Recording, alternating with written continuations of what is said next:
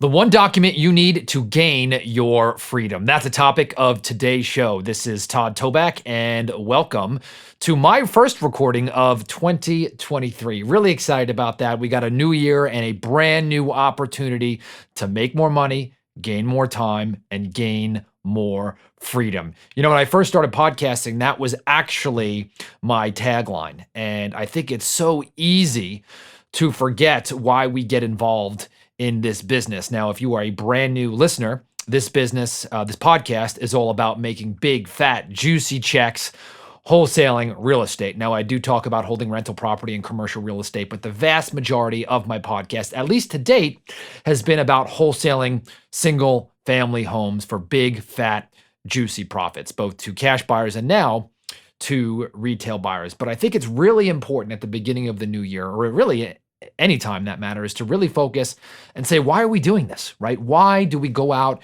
every single day and market for motivated sellers? Why do we go out there and then try to convert those into contracts? And then why do we try to sell them for maximum profit, right? To gain more money? Well, no, really, what we're after is more time and more freedom, right? To be able to spend the money and do the things that we like to do with who we like to do them with, right? Without being chained down. And so if we're not paying attention to that, we are going to be in trouble. So I'm going to show you, okay, the one document that you need to gain your freedom. Now, I actually have a copy of this document, which I will give you at the end of this episode. I'll tell you where to get it for free, and that is my gift to you. Let's talk about wholesaling for a second. So a lot of people will read a great book like, let's say, Rich Dad, Poor Dad, or Multiple Streams of Income by Robert Allen, or they'll learn, have this term, and they'll hear about passive income. And what they're really looking for is to be able to make money in their sleep, right? To find a way to make money without having to work all the time. And wholesaling in general, its nature, it's very transactional, where you will go out there and you will market and you'll meet with motivated sellers, and you're generating leads and you get the contract and you sell it.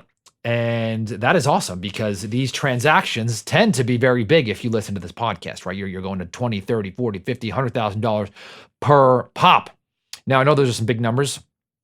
Maybe you're just starting to listen to this podcast, but there still is a transactional nature to it, right? You have to reinvest some of that money back into marketing. You have to answer the phone or hire someone to answer the phone. You have to meet with a seller or hire someone to go meet with sellers. And then you got to do all the paperwork, right? Either yourself or hire someone to do that. And so this part of the business, it's over and over and over and over again. And in some ways, right, that's every business. Even if it's a recurring revenue stream, you do have to show up.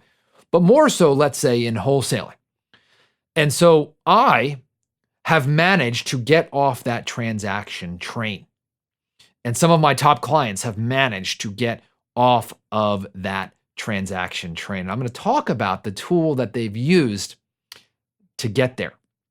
Now, I don't care if you are a solopreneur and you're doing deals yourself. By the way, if you are a solopreneur and you are doing deals yourself, you are especially susceptible to the transactional train, right? I mean, you are answering the phone, you're cold calling, you're talking to sellers, you're following up, you're looking at the comparables, you're meeting with the seller. Maybe you're meeting the seller multiple times, you're getting the contract signed, you're calling escrow, you're preparing an email or a text to send out to your cash buyers, you're meeting them at the property for the inspection, you're negotiating that, you're filling out the paperwork with your buyer. I mean, the list goes on and on and on and on and on. Hey, but guess what? There's a big paycheck at the end of that rainbow. But you get that check and then you have to do it all over again, right? The transactional treadmill. Now, some of you may have teams listening to this, and that's awesome, right? And you may have other people doing this for you, which I've managed to do over the years, in which I teach on this podcast. But still, you are on the transactional train. You do that deal once with that seller and it's over. My goal for you is for you not to have to work if you don't want to. Okay, that's the key. Now, some of you might be like, hey, Todd, I love doing deals. Hey, that's great, by the way. I love doing deals too. It juices me. Who doesn't like a big fat $50,000 check in their bank account, right? I prefer a wire. And by the way, every time you drive to the title company to pick up a check, it is sucking a little bit of your soul. So make sure you get those wires instead of a check. But You have to have that understanding because there may be a day that you don't want to have to do deals anymore. And most people really don't understand how to get there. They're like, okay, well, if I just make enough money or if I just do a certain amount of deals, maybe I can buy some rental properties or maybe I can, save enough money so that I don't have to work anymore. And what I see is that there's an epidemic of wholesalers who don't have a pot to piss in, right? They're on this deal to deal cycle. And at the end of the day, they have hardly any money in the bank. They have more debt than they have actual money in the bank. And really, they're poor. I mean, a lot of people would be better off having a job. Now, my private clients, I have many private clients who have net worths in the multiple millions. They own apartment buildings. They own portfolios of single family homes. They own notes. They own self-storage facilities. They own mobile home parks. And my goal for you is to be like them, right? And so I started this journey a few years ago with this document. I'm going to get to here in a second. But the people who took this seriously, I started to see them take a quantum leap over a period of a year, okay? And what is that difference? Well, that difference is a personal financial statement. Okay, what is a personal financial statement? It's simple. It's a one-page document. Okay, well, if you're really, really, really, really rich, it may be bigger. But a personal financial statement should be one page, and it has a list of all of your assets. This means your cash, your stocks, your car, your jewelry, your it could be like other items that you maybe notes that you hold, okay, against property. And then it has your liabilities, right? How much do you owe on that car? How much do you owe on your real estate, right? How much do you owe in credit card debt? Oh, man. And a lot of people get killed there. And so most people, number one, don't think, they're like, okay, when I get rich or when I have more money, I will do this. And I can tell you that actually it's the opposite way, okay? Is that one of my favorite business mentors, I've talked about him. He wrote a book called The Road Less Stupid. And he talks about the scoreboard or your dials that you have on your airplane, right? And you wouldn't fly an airplane without dials, right? Without your navigation, with your altitude, with your tilt, whatever they call that in aviation. And so if you're flying blind, right, you're not going to know which way to go. But I find that most people also, they don't want to look or create a personal financial statement. Number one, maybe they might not know how to do it or where to start, but they also don't want to be faced with the truth, right? They don't want that answer. They don't want to say, hey man, I've been doing this for a year and I still have 50 grand in credit card debt and I got $25,000 in the bank and I'm living deal to deal to deal to deal. Yuck. I feel sick to my stomach. Now you can change this. Okay. You can change this year right now. And I'm going to make it really, really simple for you. And by the way, do not dismiss this because of its simplicity. All right. What do you want? Something that's difficult? This is going to make your life so much better. A personal financial statement is basically a measurement of your net worth. Okay. How much you're worth. And so my goal for you, okay, is to do this on a weekly basis. At the end of this podcast, I'll tell you where to get it. You can get a copy of a template, personal financial statement. I'll give a link now. Go to nolimitsrealestateinvesting.com/PFS, personal financial statement, nolimitsrealestateinvesting.com/PFS. And you want to go there, and it's going to take you the first time, probably going to take you about an hour to max, by the way, to fill this out the first time. Okay, most of you have no assets, and so it'll take you like 15 minutes. If you have some assets, it'll take you a little bit longer. And by the way, I don't care where you are. If you've got somebody who's worth a few $100 grand right now, and you're worth 20, okay, you are going to start leapfrogging that guy who's only worth a few $100 grand because you're doing what I'm telling you to do. I want you to fill out that personal financial statement, and at the bottom at the bottom, after you do your assets and your liabilities and everything you have, where you stand, right? How high your plane is, if it's straight or you're tilted, right? Or you might be crashing to the ground, right? You might be crashing and burning, right? You gotta learn how to pull up that plane, right? Obviously, a lot of you are listening on podcasts right now, but if you're watching on YouTube, right? If you're crashing and burning, you gotta pull up that, I don't know, I think they call it the yoke in aviation, but whatever that is, that steering wheel, pull it back, so you can get your plane back up in the air. Most of you don't know that your plane is crashing. And so you fill that out. And some of you may be pleasantly surprised about how much you're worth. And some of you may say, man, this is a lot worse than I thought. Okay, I don't care where you're at. I don't care. But now you know. Now, most people don't want to do this because they're scared of the answer. They're like, I don't want to look, la, la, la, la, la, la, la, and they're covering their eyes like the ostrich syndrome. But once you know this, man, you can now start taking the appropriate action. Now you're thinking, Todd, how does this document give me more freedom? I'm going to get to that here in a second, okay? Once you do that once, okay, you then need to set a routine that will set you free. Most routines, good ones, set you free, right? If you've got a beer drinking routine on the weekends and you're hungover and your Mondays are crashed, that's a bad routine. If on Monday you're energized and you have your personal financial statement in front of you, right? You can do it weekly, right? At the very least, do it monthly.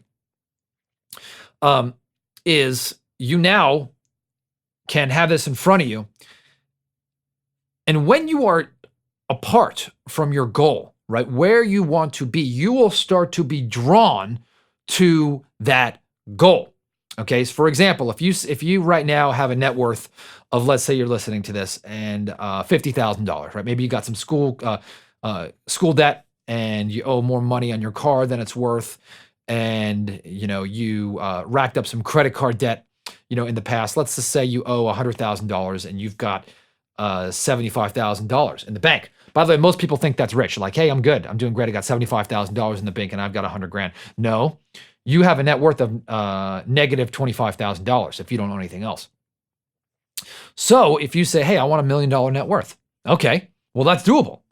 But now every Monday you have this in front of you. You're going to go through this routine. You're saying, look, I'm this far away, right? This is what I have to do.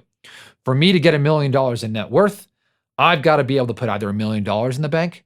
I got to be able to maybe put $200,000 in the bank and buy a piece of real estate that I can improve the cash flow, like a mobile home park or an apartment building or a self-storage facility or an industrial building or flex space, like they say in the commercial world. Or I got to buy, I don't know, 25 single family homes.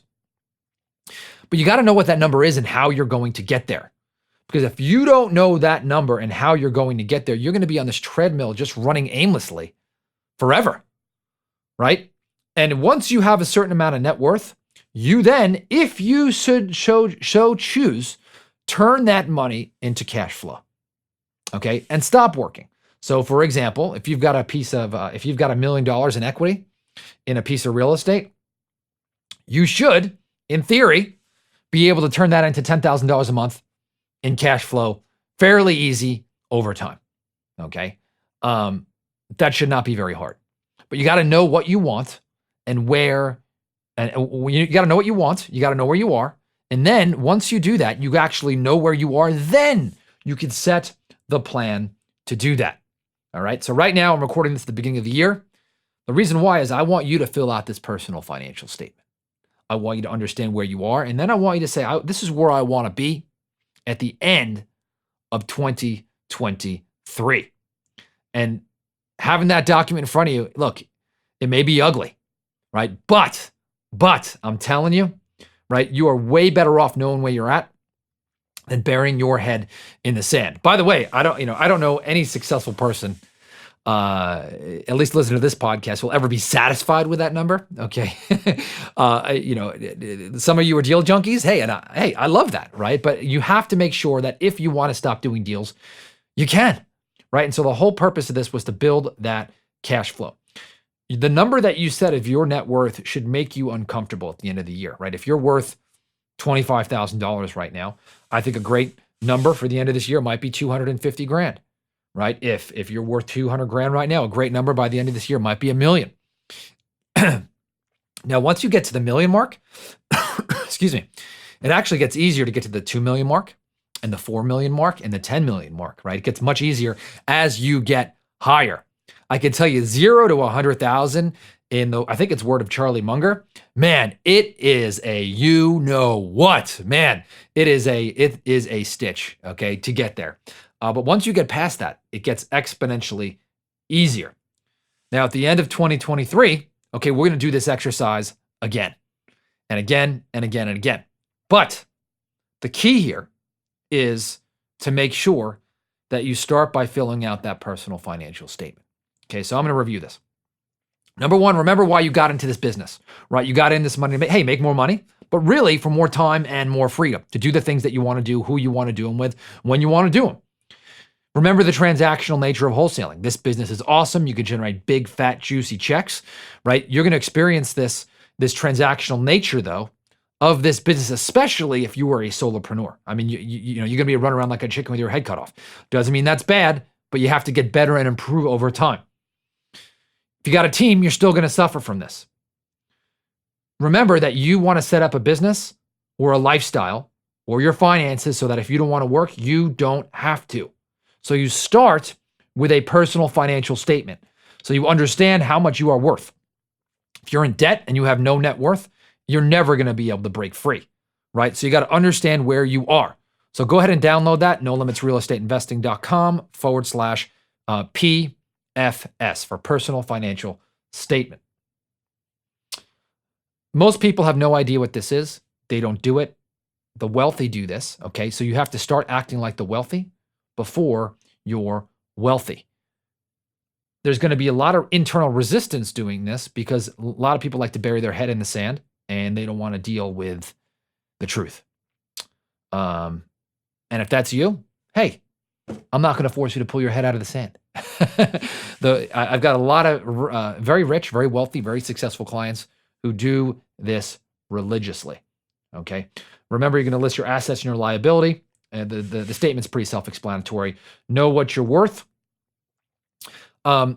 Remember that once you set a goal, right, you can set an income goal and you want cash flow. Let's say I want $120,000 of cash flow a year or $250,000 of cash flow a year or $1 million of cash flow a year, right? If you've got $10 million in equity, which is actually not that hard to create in commercial real estate, right, over a couple of years, right? Hey, you're going to have $1 million in cash flow if you run this business right. So remember that, all right? Set your goals, get your personal financial statement up and running, review it every Monday. If you don't want to do it every Monday, you can do it once a month. And, God forbid you let it go from quarter to quarter, okay? Just take a look at it because it will remind you, right? It's not going to change at all week to week, or at least on any kind of real level, right? Until all of a sudden you see a big jump, but it's going to remind you, it's going to keep you centered on why you are involved in this business, right? That's the routine. Every Monday, do not let too much time go by. All right, remember, you can download that at nolimitsrealestateinvesting.com/PFS for personal financial statement. And I will talk to you on the next episode. Hopefully, you'll have this thing filled out by then. Talk to you soon. Bye.